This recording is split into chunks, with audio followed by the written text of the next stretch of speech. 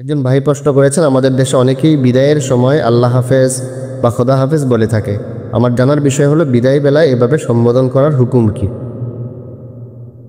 ভাই দেখেন, বিদায় বেলায় আমাদের দেশে খোদা হাফেজ, আল্লাহ হাফেজ অথবা অনেকে ফি আমানিল্লাহ বলে থাকে। এই বিষয়গুলোর বিধান হচ্ছে, এগুলো আপনি চাইলে বলতে পারেন বাকি আল্লাহ নবী সাল্লাল্লাহু আলাইহি সাল্লামের হাদিস থেকে এবং সাহাবাই কেরামের আমল থেকে বিষয়টা প্রমাণিত নয়। তবে বিদায় বেলায় আল্লাহ হাফেজ, খুদা হাফেজ বা ফি আমানিল্লাহ বলাকে সুন্নত যদি মনে করে কেউ, তাহলে এই ব্যক্তি একটি ভুল কাজ করবে। যে বিষয়টার প্রমাণ কোরআন সুন্নায় পাওয়া যায় না, এই বিষয়টাকে কোরআন সুন্নাহ মনে করা এটা একটি ভুল রীতি, এবং এ ধরনের সুন্নাহ পরিপন্থী কাজ থেকে বেঁচে থাকা এটা আমাদের করণীয়। এখন প্রশ্ন হলো, বিদায় বেলায় আমরা কি বলবো? ভাই, বিদায় বেলায় আমরা কি বলবো এটাও আমাদের নবীজি আমাদেরকে শিখিয়ে দিয়েছেন, বাট আমরা এটাকে বাদ দিয়ে অন্যটার উপর আমল করছি।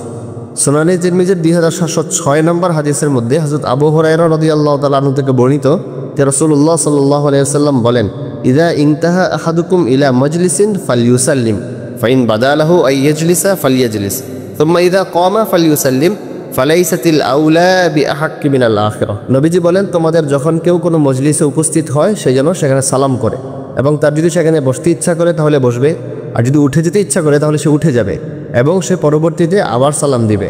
এবং নবীজি আরও বলেন, ফালাইসাতিল উলা বিহাক্কি মিনাল আখিরাহ, প্রথম সালামটির চেয়ে দ্বিতীয় সালামের গুরুত্ব কোনো অংশেই কম নয়। সো এই হাদিস থেকে আমরা যেটা বুঝতে পারি, যাওয়ার সময়ও সালাম দেওয়া উচিত। আল্লাহ হাফেজ, খোদা হাফেজ, ফি আমানিল্লাহ বলার চেয়ে আসসালামু আলাইকুম বলা আরও বেশি যুক্তিযুক্ত এবং সুন্নাহ সমর্থিত।